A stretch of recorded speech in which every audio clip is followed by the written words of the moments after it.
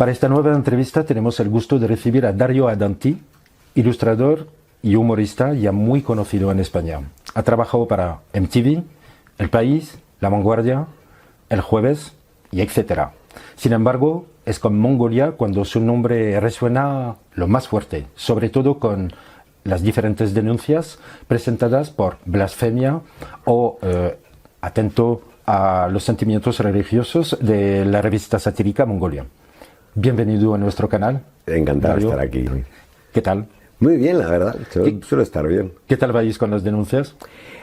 Bueno, bien. Tenemos ahora mismo tenemos cuatro, de los cuales prosperó la de Manos Limpias, que es un supuesto sindicato ultra fascista, que de hecho tiene relaciones con la secta mexicana El Yunque, una secta ultra también, que en realidad tiene una especie de... Esto, ¿ves? Los conspiranoicos creen en tonterías, cuando hay conspiraciones reales.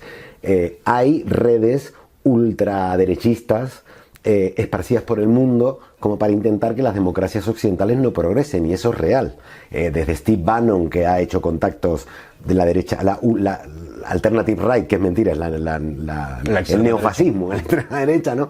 La extrema derecha americana, que lo ha hecho desde con Vox hasta con el Frente Nacional, y lo mismo pasa con los ultraderechistas de tendencia ultrarreligiosa católica, como la secta El Yunque, que se originó en México, y a partir de... ya llegó aquí como a finales de los 70, pero a partir de que gobierna el PP, cuando Rajoy empezó a gobernar y cuando el ministro del Interior era Fernández Díaz, que era un pecador, que en Las Vegas se le presentó la Virgen, que es lo que nos suele pasar a todos cuando nos drogamos mucho al día siguiente, ¿no? Cuando te despiertes y todavía te sigue circulando el LSD por la sangre, pues le pasó eso al ministro del Interior y dio una epifanía y se hizo súper ultra católico. Dice que tiene un ángel llamado Marcelo que lo ayuda, ¿no? A Fernández Díaz. Pues Fernández Díaz nombró a una de estas organizaciones, a Hazte algo así como Organización de Interés Cultural. Lo que hizo fue blanquear a estos grupos de superficie de esta secta ultra, que es de origen mexicano, y que aquí lo que intenta es boicotear toda ley o todo progreso social que se haga en pos del feminismo, LGTBI, etcétera, ¿no? Ya lo hizo con Zapatero, lo que pasa es que no eran tan conocidos con la ley del aborto por plazos de Zapatero, y lo han seguido haciendo todo este tiempo. Y han crecido tanto y han tenido tanta fuerza, primero por el apoyo que les dio el PP en épocas de Rajoy, y luego ahora también porque están metidos en Vox, en la ultraderecha, que tienen en denunciar para intentar dinamitar la libertad de expresión de una democracia laica, una manera de digamos, lo que se llama en el tema jurídico el efecto... ¿Cómo le llaman? Bueno, autocensura, básicamente, que es que, claro, si te meten un juicio porque tú opinas de Dios, te meten otro juicio porque tú opinas de Dios, te meten otro juicio, todo eso sale dinero, pues dejas de opinar de Dios. Y ellos consiguen lo que quieren, que es seguir teniendo el privilegio que tenían en los absolutismos monárquicos.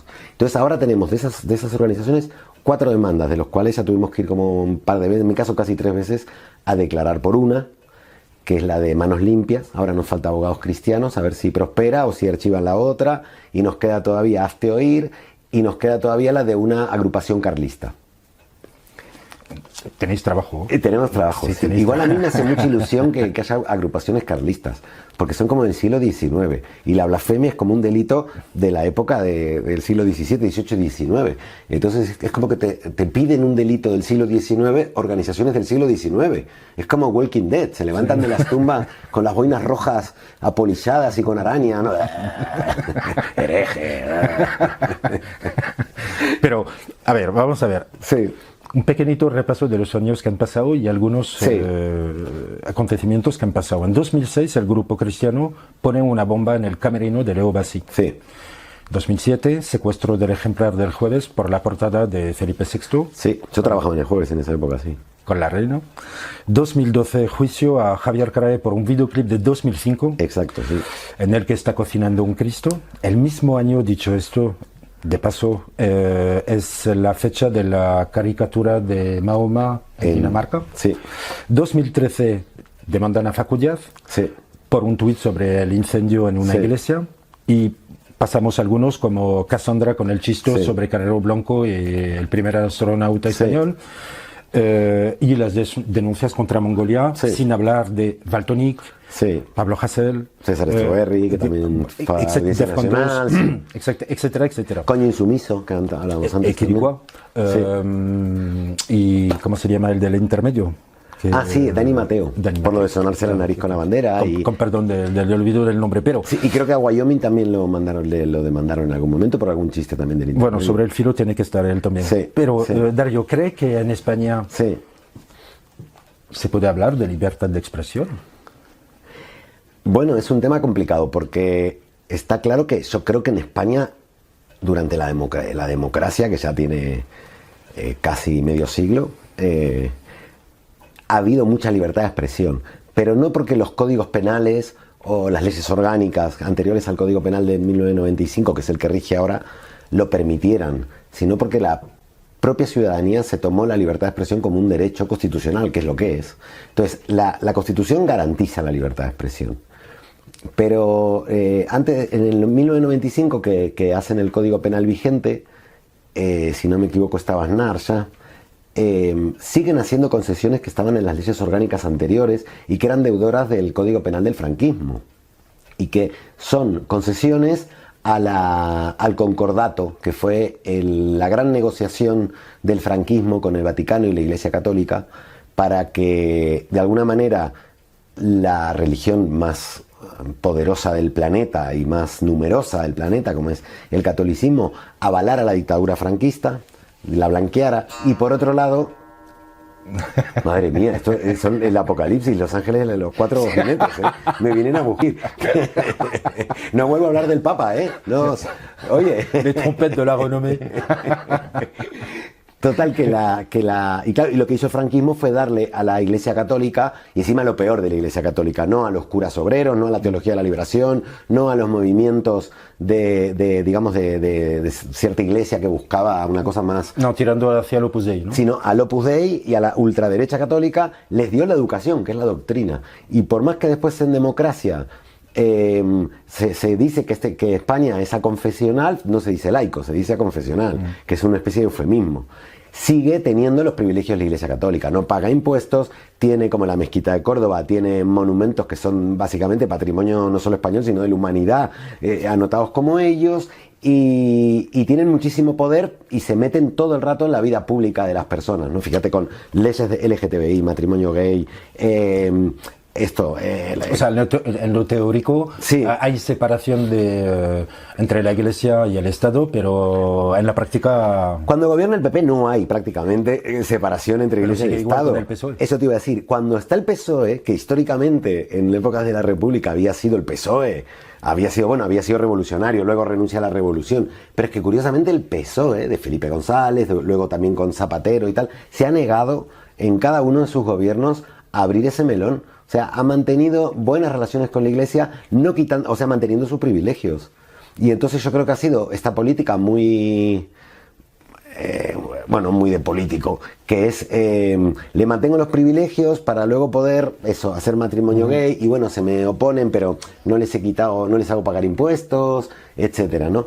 Y es tremendo porque incluso gran parte de los jueces de España hay gente, y no jueces solo progresistas, no solo jueces y jueces por la democracia, sino jueces liberales, no liberales como se dice en España, que son de derecha, y liberales en lo económico, liberales de verdad, digamos, están en contra de que exista el artículo 525, que es el que penaliza las ofensas a los sentimientos religiosos, que no es más que penalizar la blasfemia, ¿no? Entonces, no entiendo por qué lo mantienen y lo han mantenido, y supongo que si ahora quisieran remodelarlo, seguramente había manifestaciones en Ferraz, como lo de la amnistía. Hablando justamente de esto, y vamos a hablar, seguimos un poco sobre la línea de la libertad de expresión. Sí. ¿Qué opinas del muñeco de Pedro Sánchez que ha sido apaleado ahí en la calle Ferraz? ¿Lo consideras como libertad de expresión? Sí, yo no estoy a favor de que eso se judicialice. Estoy a favor de que se judicialice las expresiones sobre el franquismo, el nazismo, porque justamente causaron muertes a personas y los familiares de esas víctimas siguen vivos.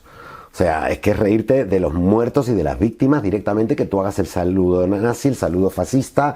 Si lo quieren hacer en su club privado, bueno, mira, pues si lo quieren hacer en su casa, eso es como, yo qué sé, si te gusta follar vestido de Chewbacca, no sé, ese es tu problema, ¿no? Pero en cuanto, por ejemplo, a agarrar una piñata de un presidente y apalearlo, por más que me parece una vulgaridad y me parece feo, digamos, yo creo que entra dentro del marco de la libertad de expresión, porque lo peligroso de condenarlo es que entonces nosotros no podríamos hacer sátira sobre los Borbones, no podríamos poner yo he hecho un chiste alguna vez en la revista Las Primeras Mongolia, que era el Papa Francisco, donde le regalaban una camiseta, y la camiseta era un blanco para dispararle, ¿no? En mi caso era un cinismo sobre que los poderes fácticos de la Iglesia se lo cargarían, porque realmente a mí me parece un señor muy conservador, pero para lo que es la Iglesia Católica está haciendo cosas que pueden llegar que molestan mucho dentro de... Basta oír a Milei mismo en Argentina cómo odia Satán, el Papa, ¿no? Que para mí también es Satán, pero porque es Papa, ¿no? En su caso es Satán porque no es Papa como él quisiera. Pero a mí también me podrían hacer juicio por hacer ese chiste. Entonces me parece un tema delicado. Yo creo que al no ser el presidente una minoría vulnerable, se debe permitir ese tipo de expresiones. Si en vez del presidente fuera un personaje público, pero por su identidad sexual, por su raza, por su piel, sí que me parecería que podría aplicársele un delito de expresiones de odio, ¿no? Pero siendo un presidente que tiene vigilancia privada, yo creo que es parte que va con el sueldo, que te hagan piñatas. Y además que, por cierto, encima ni siquiera se le parecía. No, algunos dijeron allí en Twitter, sí, en la red X, como que al lugar de ir a clases de religión deberían coger clases de bellas artes. Que es verdad, de retrato, tendrían que hacer retrato. A ver si la encuentro. Yo no sabía si le estaban pegando al portavoz de Vox, porque podría haber sido perfectamente. Volvemos a tu libro. Sí. Disparen al humorista, y dices en tu libro, escribes, la hipercomunicación, y ahí haces particularmente referencia a las redes sociales, ha trasladado nuestra concepción del tiempo y ha difuminado el límite entre lo público y lo privado, lo que afecta directamente a lo cómico. Sí. Cierro paréntesis. ¿Crees que las redes sociales, como la televisión, han sustituido el humor por la zasca? Algo de eso hay, sí. Yo lo que creo que el problema, que son las redes sociales, pero en realidad es Internet, y es que, por ejemplo, se repite mucho el tópico, que es un tópico, de drama más tiempo igual a comedia, ¿no? Que se le atribuye a Woody Allen y no es de Woody Allen, es muy antiguo y se ha ido repitiendo la fórmula de diferente manera. Como es un dogma que a mí en el arte no me gusta, no existen dogmas así para definir el drama, nadie dice cómo tiene que ser el drama. En la comedia siempre intentan todos decir cómo tiene que ser, ¿no? Pero así todo sí que servía en su época, si tú eras un cómico, para saber que si el drama era muy reciente, posiblemente no se iba a entender como chiste, no iba a entrar bien y posiblemente en vez de risas te iban a echar a patadas, ¿no? Entonces podía servir un poco como clave de supervivencia, aunque no como dogma, porque digo también en el libro que la sátira es de actualidad y que entonces no le puedes aplicar drama más tiempo igual comedia, porque si yo hago una sátira sobre algo que ha pasado hace 2000 años, no es sátira, es chiste histórico, ¿no? Entonces tengo que hablar del drama de ahora, ¿no? Pero más allá de eso, lo que ha pasado es que antes, por ejemplo, yo hacía un chiste en Argentina sobre algo que había pasado, por ejemplo, en España con ETA, y todos en Argentina se reían y nadie creía que yo era proetarra y yo tampoco creía que en España alguien, una víctima de ETA, me iba a leer. Entonces eso de que el drama más tiempo igual a la comedia le tenemos que meter por el medio a Einstein, ¿no? A partir de que aparece la ley de la relatividad y entendemos que el espacio-tiempo es un solo ente, también podemos decir que la fórmula drama más tiempo es comedia, también la podemos reemplazar por drama más espacio es comedia. Es decir, si yo vivo en España puedo hacer un chiste sobre atentado de ETA cuando ha pasado mucho tiempo, o puedo hacerlo al mismo tiempo si vivo muy lejos, ¿no? Porque la relación espacio-tiempo me permite o estoy lejos en el tiempo o estoy lejos en la geografía. Como Internet hace que ya no exista ni pasado ni presente y ya no exista no exista la distancia, hace que yo pueda hacer lo que ha pasado básicamente con las caricaturas de Charlie Hebdo, ¿no? Hacen una caricatura y ofende en Medio Oriente, pero luego tienen células en París que son capaces de activarse y matar a los otros. Sí. Ahí se ha roto completamente el espacio-tiempo. O sea, ya no existe. Entonces, hoy por hoy yo no puedo hacer chistes sobre la tortura de un personaje de hace 2000 años como Jesús, porque todavía hay gente que le molesta. Y mira que ha pasado tiempo, ¿eh? O sea, mira que ha pasado 2000 Sí, hace años. 2000 años que lo clavan. Hace 2000 años que lo clavan, si es que existió alguien llamado así, ¿no? Pero que entonces sí que creo que Internet lo que ha hecho es eso, la aldea global tiene sus cosas buenas y tiene sus cosas malas. Y una de las cosas malas es que todo el tiempo nos ofende lo que ahora vemos que antes no veíamos que se podían decir de nuestras cosas. Antes sabíamos que se decían, pero no nos enterábamos. Una pregunta. Y ahora nos enteramos. Y sí que creo que los zascas están reemplazando al humor. ¿Haría Mongolia una portada satírica sobre Palestina? Bueno, adentro tenemos bastantes chistes al respecto. Lo que pasa es que sí que como también Mongolia es una revista periodística, tenemos cierta ética periodística. Para mí no hay que tener ética en el humor, porque el humor es una ficción y la ficción no tiene ética. Está fuera del mundo ético porque no hay ética. Yo hablo de la sátira, no el periodismo. Sí, lo sé, pero como está todo muy mezclado y es verdad que yo... No, esto no se lo impongo a nadie porque a mí me gusta también la sátira absolutamente libre. Pero en mi caso sí que con la edad me ha pasado, por ejemplo, mira, te lo voy a contar. Me pasó que yo tenía un sketch donde hablaba de los represaliados del franquismo, ¿no? Y en un momento me ponía a hacer chistes negros. Luego, yo siempre todos mis sketches en Mongolia, luego tienen una reflexión. No lo hago solo por hacer reír. No es humor negro, es sátira. O sea, hay una reflexión política detrás. Y entonces, en realidad todo esto venía, el sketch, a que nosotros en Argentina, cuando yo llegué a España en el año 96, en Argentina estábamos todos con, joder, qué terrible que hemos tenido 30.000 desaparecidos, ¿no?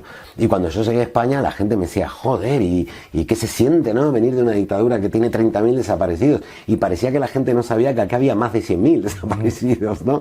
Entonces, en el sketch yo hacía un diálogo inventado entre Franco y Videla en el infierno, donde eran entonces Videla decía, pero nosotros 30.000 desaparecidos, y Franco decía, nosotros 120.000, otro triunfo del deporte español, ¿no? Y hacía chistes así. Y entonces en un momento, cuando terminó el show, en general, por ejemplo, los hijos de republicanos lo entendían y era una catarsis poder reírse de eso, ¿no? Sin embargo, un hijo de desaparecidos argentinos, cuando terminó el show, me dijo que le tocó bastante el chiste y se quedó como tocado, ¿no? No, nos hicimos muy amigos luego. Nos hicimos muy amigos, pero entonces en ese caso mi problema es, si yo abro una portada con un chiste muy bestia sobre Palestina, tengo miedo que a través de las redes eso se pueda utilizar primero o por la ultraderecha para reírse de las víctimas, o por la izquierda para defender un antisemitismo que yo no quiero defender. O sea, yo lo que defiendo aquí son los derechos humanos, no el antisemitismo, ni el antiarabismo, y como se mezcla tanto el racismo y entra todo en la guerra cultural, me daría mucho miedo que eso se utilice en la guerra cultural. Mi peor pesadilla es que en Forocoche se pasen un chiste mío y lo festejen. Entonces... O sea, te tienes que autocensurar, en cierto modo. Bueno, yo creo que sí, pero creo que la censura en general no, la censura es algo de adultos. O sea, si tú te autocensuras todo, eres un reprimido. Pero si tú te lo permites todo, lo más probable es que te mueras a los 20 años. Es decir, yo no solo me censuro eso, me censuro tomar todas las drogas que me encantaría tomar. A mí me encantaría iniciarme en el fentanilo, pero sé que con 3 pastillas te enganchas y eres capaz de robarle a tu madre. Entonces nunca probaré el fentanilo. Entonces me autocensuro. Bueno, sí, pero es una autocensura que he decidido voluntariamente, ¿no? Y entonces yo creo que cuando tú haces una revista como Mongolia, que por más que parece muy punk, tiene un sentido político, que es el de estirar la libertad de expresión en el marco de la democracia española, tienes que tener objetivos, y esto lo sabe la gente que se ha metido en guerrillas urbanas. A veces tú tienes que no dispararle a unos, no puedes abrir varios frentes a la vez, ¿no? Tienes que tener un frente concreto e ir para ahí. Y entonces, claro, nosotros hemos hecho chistes sobre el yihadismo, hemos hecho chistes sobre el ISIS, hemos hecho chistes sobre los fanáticos musulmanes, sobre los judíos ortodoxos, sobre los budistas, y los hemos metido en portada y en contraportada. Pero está claro que el poder fáctico en España es la Iglesia Católica, y a los que nosotros nos demandan son la Iglesia Católica. Pues entonces pues me divierte mucho más. Me permito rebotar sobre algo que has dicho antes, que era sobre justamente las víctimas, los desaparecidos en Argentina y en España. ¿Cómo ves el hecho de que algunas víctimas españolas tienen que ir a Argentina encontrar cierta justicia sobre los crímenes franquistas. Sí. ¿Cómo lo ves tú como argentino viviendo en España? Debo decir que los argentinos, que muchas veces, como nos pasa a casi todos los que nacemos en países que geoestratégicamente han sido jodidos por los grandes imperios de toda la vida, ya pueda ser en Sudamérica, pueda ser en Asia, pueda ser en África, siempre tenemos una cosa como de admirar, decir, ay, los europeos, ¿no? Sin embargo, a mí esto me hace sentir cierto orgullo nacional de Argentina, ¿no? De que no solo logró condenar a sus propios genocidas, sino que incluso logró darle voz a víctimas del franquismo, ¿no? O de Billy el Niño. A mí eso me ha parecido algo que yo nunca siento orgullo nacional, jamás, no sé lo que es eso, ni con el fútbol, ni con el mundial, ni con nada. Pero creo que fue una de las pocas veces que dije, mira qué bien, mira qué bien mi país. Aunque ahora mi país son los dos, con lo cual... Somos, bueno, yo evidentemente francés, sí, ¿no? Con el acento para cortar con una hacha que tengo ya se reconoce. Sí. Tú eres argentino. ¿Por qué crees que aquí en España, y me permito seguir un poco sobre el tema de la guerra civil, ¿por qué crees que aquí en España no se ha podido hacer como comisiones de la verdad, como se ha podido hacer en Sudamérica y en África? También se han hecho, han copiado el ejemplo suramericano. ¿Por qué crees que aquí en España no se puede hacer? Porque, bueno, esto es porque, bueno, primero de todo decir que a mí la República Española es una de las cosas que más, para mí, uno de los grandes hitos de la modernidad del Homo sapiens. O sea, a mí lo que te digo, de la historia de la humanidad, ¿no? Porque yo no me tomo las historias nacionales como nacionales, me las tomo como historia de la humanidad. Para mí, el lenguaje babilónico y el lenguaje de los mayas son épocas de la humanidad, ¿no? Y entonces, para mí, la República Española la segunda república sobre todo, la primera fue un bonito intento, pero la segunda, me parece que todos los progresos que tenemos en la monarquía constitucional actual no se le debe a las monarquías anteriores, sino a las repúblicas. O sea, lo único que tenemos de democrático, o lo que tenemos de más democrático en la actual monarquía constitucional española, es deuda de la República. Los derechos de la mujer, los derechos LGTBI, los derechos individuales, etcétera, ¿no? ¿Qué pasó? Que, hombre, esa España oscura del absolutismo, de lo peor de la Iglesia Católica, que es la misma que conspiró para acabar con la República, es la que hizo una dictadura de 40 años y es la que básicamente, por presiones de Estados Unidos, de la Europa y tal, se abrió a una democracia liberal a cambio de que fuera una monarquía que mantuviera los valores hispánicos, como si eso existiera, y que siguiera de alguna manera condenando la República. Y fíjate cómo han condenado la República a nivel, no memoria histórica legal, sino memoria histórica popular, de que por lo menos hasta mi generación, la mayoría de amigas y amigos que tengo españoles, no llegaron a estudiar la Segunda República en el colegio. Se les quedaba en el siglo XIX, al final del siglo XIX terminaba la historia de tomar por saco. No les daban la Segunda República. Después han logrado asociar república con izquierda, directamente, negando que estaba la seda y que había derechas en la República, ¿no? También. Y han logrado también negar, por ejemplo, todavía te sigue diciendo mucha gente que la seguridad social la inventó Franco. O sea, realmente creo que... Y que no se vivía tan mal. Y que no se vivía tan mal. 40 años de dictadura con la Iglesia Católica, lo peor de la Iglesia Católica, al frente del adoctrinamiento y el fascismo en las calles, en las escuelas, en las fábricas, crea muchísimas generaciones con tabús muy poderosos y muy fuertes. Tanto es así que los hijos de los republicanos represaliados o que han venido posteriormente no han podido hacer una gran reivindicación de sus parientes, ¿no? O sea, y mira lo que te digo, ni siquiera te digo que yo que tengo cierta admiración por las milicias de las FA y la CNT, pero no te estoy diciendo eso, que entiendo que incluso para la memoria republicana es complejo porque no querían la república, querían la revolución, ¿no? Pero incluso el general rojo de la república, que fue ajusticiado por Franco, no tiene una estatua, creo yo que no tiene ninguna estatua. Un general de la república que no era de izquierda, que un general, bueno, se llamaba Rojo, pero no era rojo, un general que defendió lo que prometió defender, que era la Constitución, y el tipo murió por los golpistas y no es alabado en los círculos militares, ni tiene una gran avenida, no tiene nada. Se han olvidado de él. Se han olvidado de él. Entonces yo creo que el ejercicio de memoria falta muchísimo. A mí me parece muy injusto que ya ha pasado, creo que más de democracia que de dictadura, y que todavía esto sea un tabú. Y es un tabú, ¿por qué? Porque el segundo partido mayoritario, supuestamente de centro liberal, es en realidad creado y le herencia al franquismo, que es el PP. No es un partido liberal, no. Es el franquismo camuflado de democracia. Y el retorno, ¿no?, de Vox. Bueno, y ahora los de Vox, que son los mismos pero salidos del armario, ¿no? Bueno, sí, para decirlo. Sí. Bueno. Vamos a volver un poco sobre la sátira. Sí. Hablaste en el programa Leitmotiv, Sí. con Buenafuente, de la perversión del nacionalismo. Sí. Las reacciones entre los militantes de izquierda y los militantes de derechas, Sí. ¿hay una diferencia entre ellos o algunos reaccionan de manera más, digamos, virulenta? Es complicado porque... Quiero decir, sí. si criticáis a Pedro Sánchez o Pablo Iglesias, o a Irene Montero, y si criticáis a Rajoy o a... Sí, es diferente por lo siguiente. Yo creo que el problema es que no sé cómo será en otros países, cuidado. Yo creo que pasa en todos los países, pero hablo de España porque es donde vivo hace 28 años. He vivido más en España que en cualquier otro país del mundo, ¿no?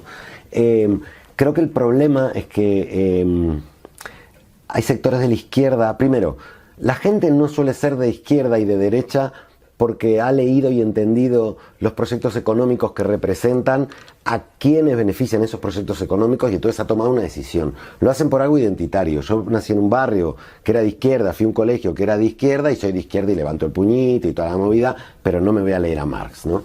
Pero soy de super izquierda y me pongo la cara de Marx y viva la URSS y la madre que los parió. Y si yo nací en una familia conservadora, tal, no sé qué, tampoco me voy a leer lo que decía el imbécil de Jorge, de Primo de Rivera, de Jorge Antonio de Rivera, y las tonterías que decía, ni nada, simplemente pues no, porque esto es España, España y la madre que los parió, ¿no? Y entonces, como es algo identitario, cada vez que alguien les cuestiona algo de su iconografía, reaccionan exactamente igual que los religiosos. Exactamente igual. Es decir, ni siquiera reconocen cuando viene, de, por así decirlo, de su propio bando, el chiste. Cuando en realidad, es decir, a ver, riámonos un poco. Estás hablando de la izquierda, ¿no? Sí, Estamos de acuerdo. Stalin era un poco... ¿De quién en particular? ¿De Izquierda Unida? ¿De Podemos? ¿De Sumar? Yo creo ¿De que... Partido Socialista? No, el Partido Socialista no hemos tenido tampoco problemas, bueno, porque tampoco... Ya, sí. Es como Merkel, se les sí, yo creo que es más, y además es más, digamos que no tiene esa vocación, por así decirlo, no se ha metido de cabeza en la lucha cultural como si le ha pasado a la izquierda del PSOE. Que no me gusta decir Podemos, porque también es Sumar, también es más país, también son los comunes, también incluso podrían ser ciertos sectores de Esquerra Republicana o de Bildu, pero se han metido en la guerra cultural, que es un puto invento americano. O sea, yo alucino que los que se llaman más de izquierda hoy por hoy en las democracias occidentales son una copia de los antifa americanos, que en realidad son un gueto, no un gueto, son un target económico para que Instagram les venda cosas. O sea, no van a hacer la revolución, ¿sabes? Es como de... Y tienen todo lo mismo, Black Lives Matter. O sea, yo alucinaba cuando Instagram se llenaba de Black Lives Matter, de gente de Cádiz, cuando ahí mueren blacks todos los putos días en pateras y nadie pone... Hermano, que hoy han muerto tantos inmigrantes en el Mediterráneo, pero que mataron a uno en Texas, Black Lives Matter, ¿no? Entonces, y nos preocupa un montón, pobrecita, los problemas mentales de la chica esta, la cantante, ¿cómo se llama? La de Britney Spears. De Britney Spears. Madre mía, no te metas con Britney Spears porque no hay que reírse de los problemas mentales. Claro, pero... Ayuso ida de olla, y ahí está bien porque es Ayuso, ¿no? Entonces entran en una moralidad que a mí me parece realmente asquerosa. Ahí hablas de corrección política. Sí, pero la diferencia con la derecha es que la izquierda es muy pesada, muy pesada en redes sociales, y te hace fuego amigo, te puede hacer hasta un escrache, que nos han hecho, pero escrache que al final te vas a tomar cañas y ya te entienden y se pasó todo. Son igual de fanáticos, pero el problema es que la derecha te mete juicios, te amenaza. Nosotros, España 2000, hemos tenido que hacer 4 shows con protección policial. Es decir, eso nos pasó cuando se ofendió la derecha. Entonces, cuando se ofende la izquierda, son pesadísimos. Pero no pasa de eso. En cambio, cuando se ofende, una gran diferencia. La derecha te mete juicios, te amenaza de muerte, y puedes ir con miedo en la calle. Por eso sé que la revolución nunca la ganaríamos. Porque la izquierda estaríamos todos muy pesados en Twitter, pero la ganarían estos que luego hacen cosas de verdad. Así que por eso soy democrático y no revolucionario. Y En cuanto a las reacciones que hayáis podido tener sobre qué sátira ha tenido más, Sí. digamos, más repercusión a Sí. nivel de la izquierda. ¿Qué sátira en Mongolia ha podido Sí. traer más malestar, digamos? No, curiosamente es raro, porque curiosamente nos pasó que cuando hacíamos sátira de los personajes de la izquierda, Echenique, hemos puesto a Pablo Iglesias, hemos puesto también a Yolanda Díaz, hemos puesto a Ione Belarra. En general, los propios políticos les gustaba y te retuiteaban porque les gustaba que los satirices. Yo creo que de alguna manera sentían que pasaba, digamos, si un periódico satírico es una especie de periódico de noticias de una realidad paralela, ¿no? Es lo que el periódico de noticias no puede traer, ¿no? Es como si viviéramos en esa realidad paralela del multiverso donde las noticias reales son estas, ¿no? Y entonces, claro, cuando tú los incluyes, se sienten que pertenecen ya por fin a esa realidad paralela, ¿no?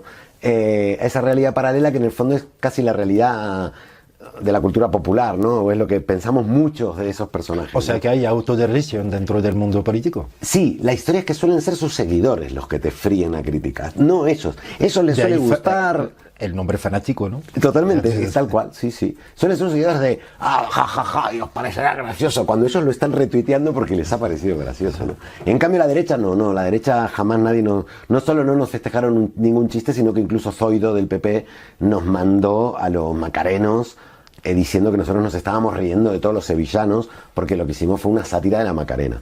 Fue cuando fueron los atentados del primero de Al Qaeda y luego del Estado Islámico. Bueno, cuando el enemigo dejó de... Viste que el enemigo eran los rusos, ¿no? Luego fueron los narcos y luego fueron los musulmanes. Viste que Occidente siempre necesitamos un malo, ¿no? Para hacer películas. Bueno, siempre se necesita un enemigo exterior, ¿no? Siempre, y sobre todo para las películas, ¿no?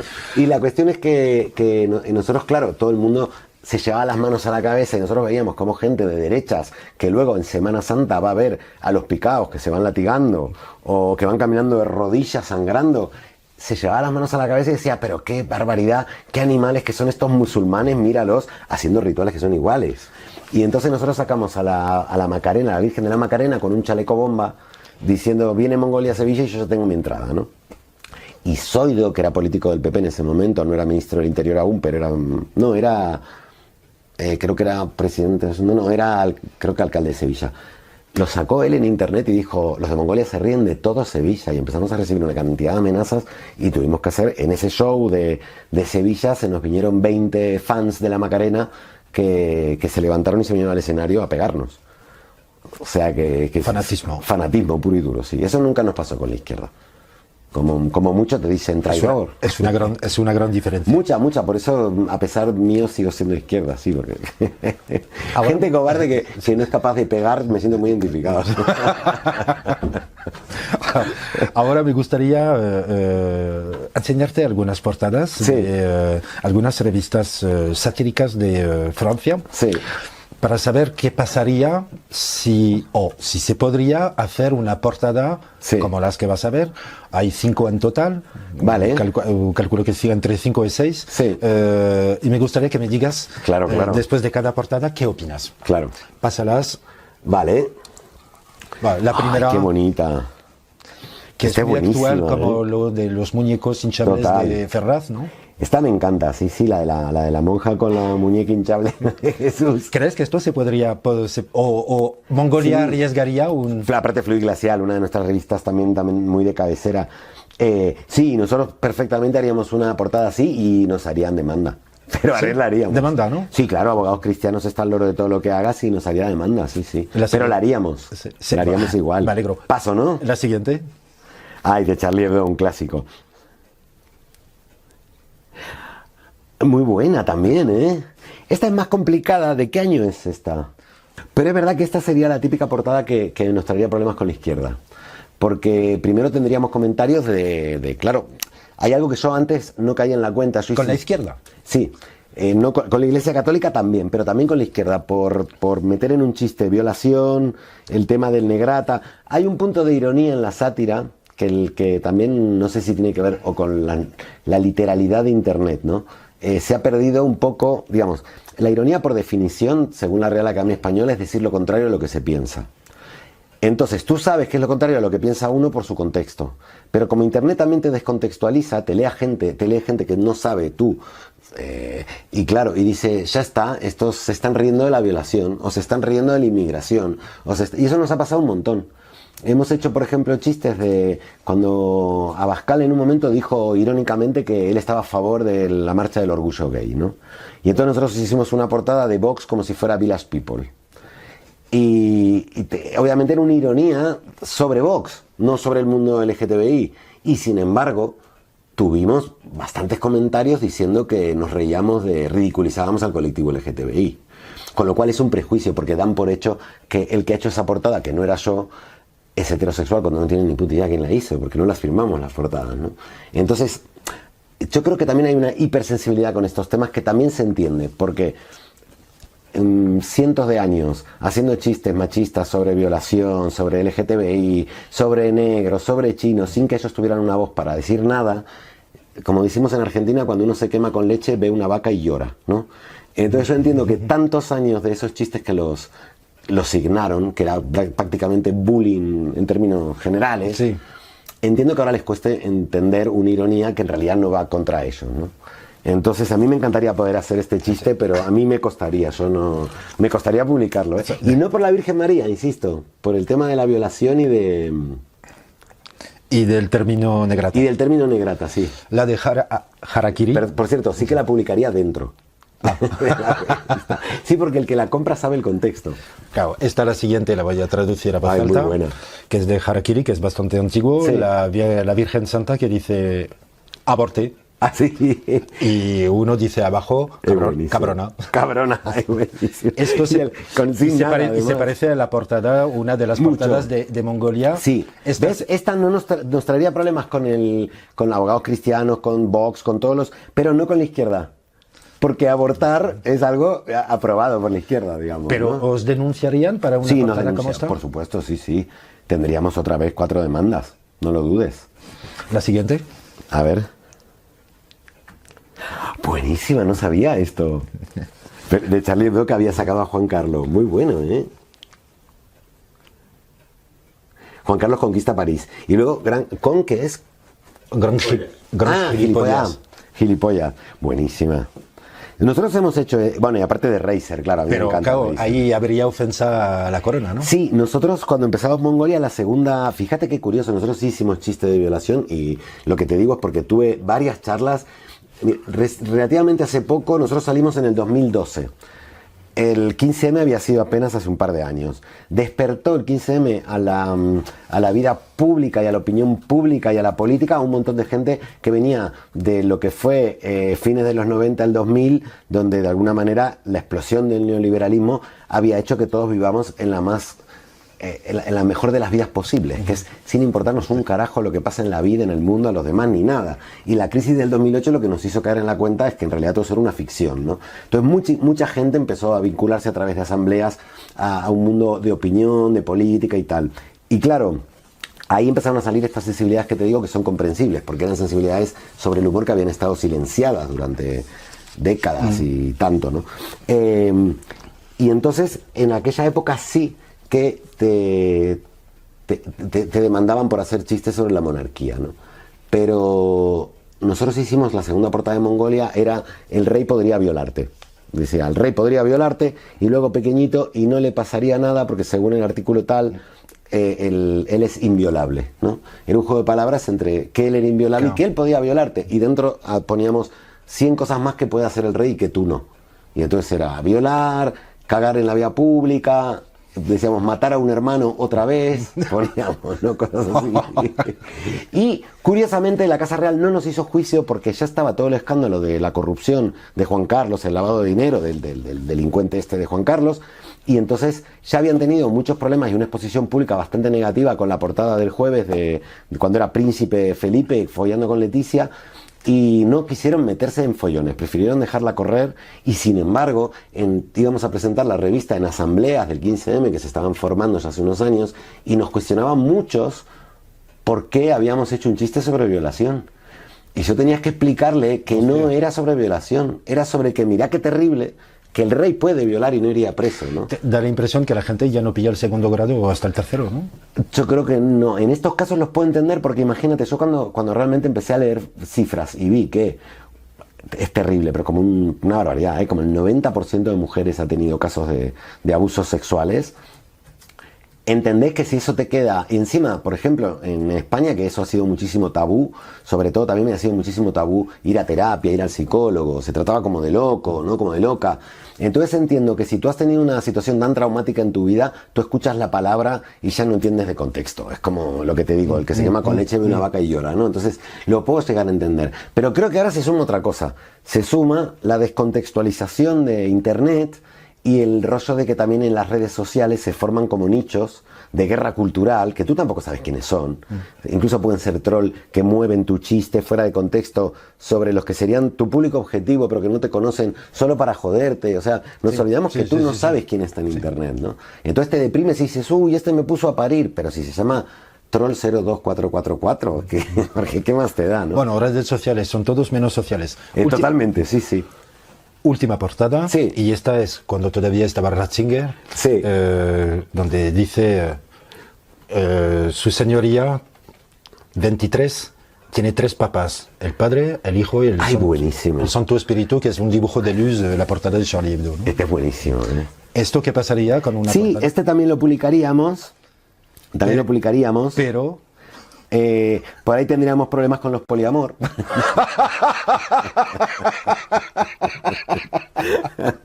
No creo. Pero sí que esto también nos harían juicio. Realmente la Iglesia Católica es un poder muy fuerte en España, sobre todo no en la Iglesia Católica, insisto, lo peor de la Iglesia Católica. Estamos hablando que la conferencia episcopal en España ha sido la cosa más siniestra que ha habido. O sea, y todavía tenemos obispos que dicen barbaridades sobre las mujeres, sobre los gays, sobre los inmigrantes de una manera bestial. Y todas estas organizaciones ultra encuentran en esto una gran manera de promocionarse. Cuando tú, Abogados Cristianos, te mete una demanda, Abogados Cristianos, a todos los que le han retuiteado porque se han indignado, ellos mueven tu chiste por lugares entonces te amenazan de muerte, te pasa de todo. Y lo que hacen es promocionarse. Y a esos que los han retuiteado luego les escriben y les dicen, pero esto, suscríbete y por 10 euritos al mes mantén a Abogados Cristianos luchando para defender a Dios.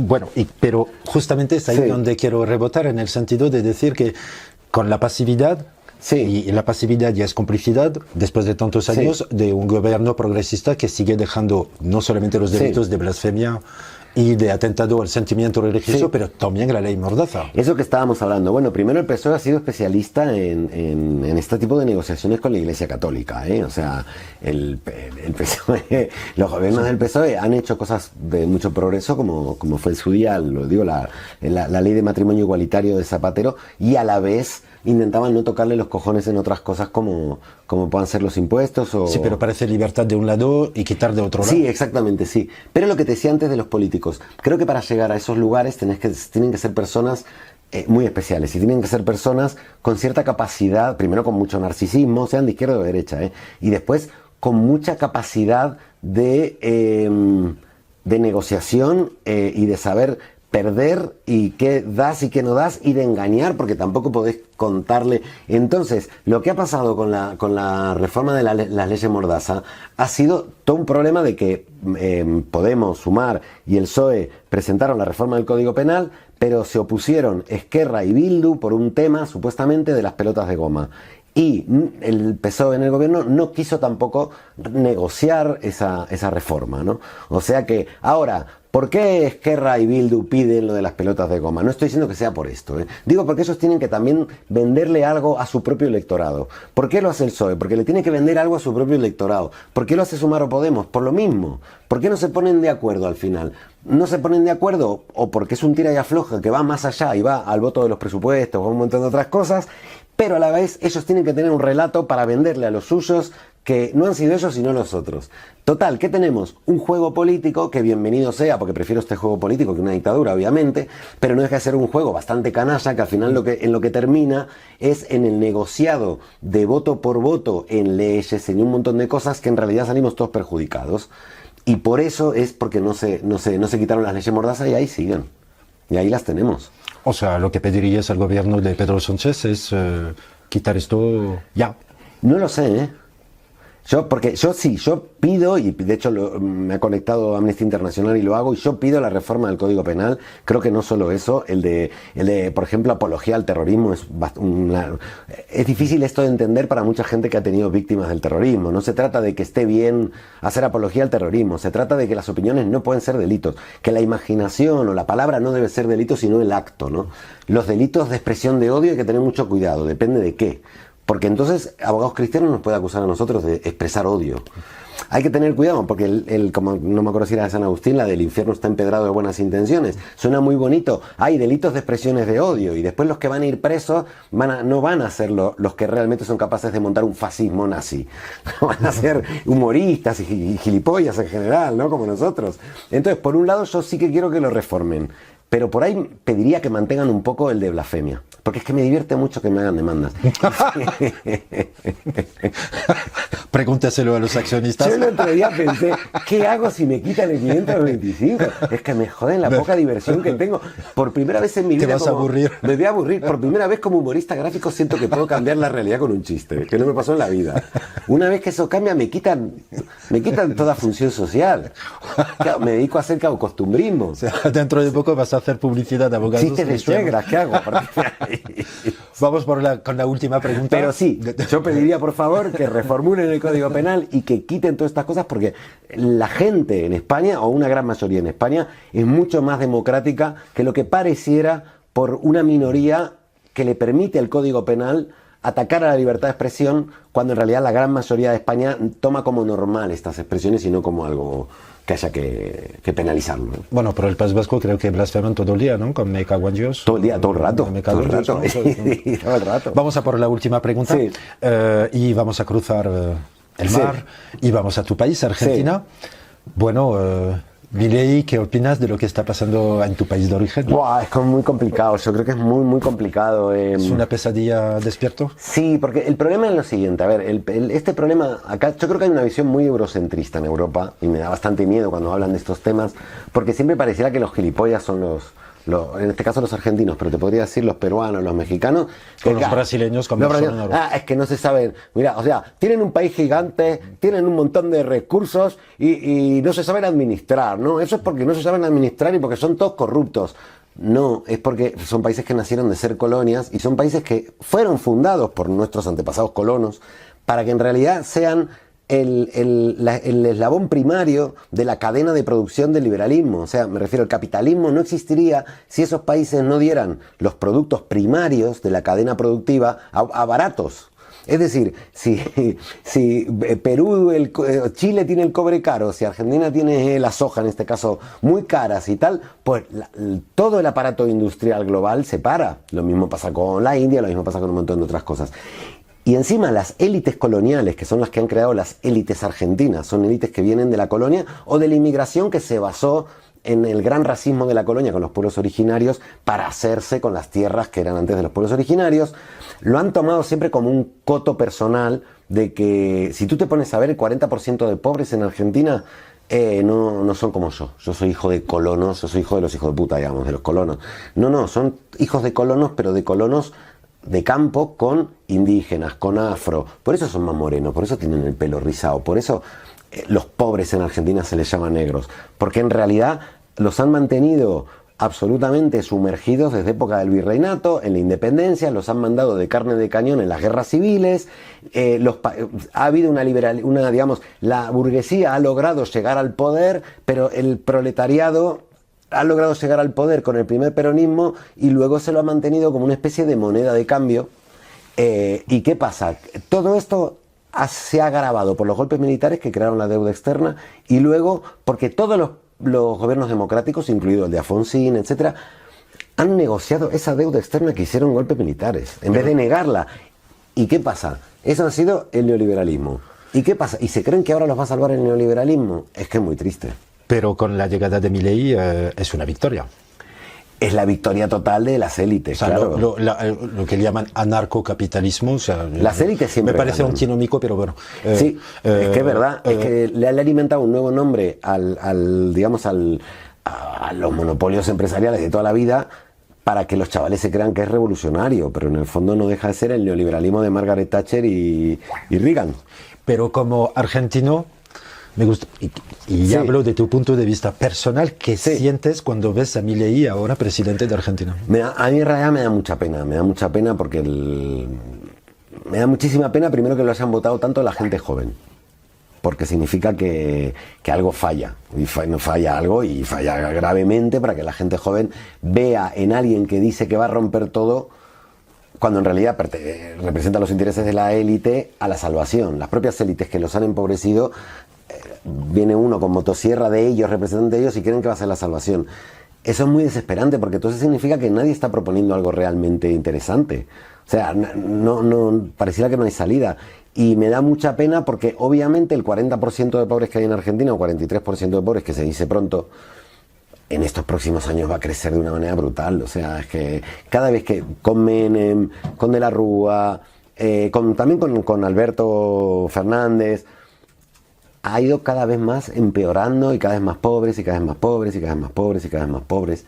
Y eso es terrible, porque esa gente es que... Se te ve bastante pesimista. Muy pesimista, sí. Pues, Dario, muchísimas gracias.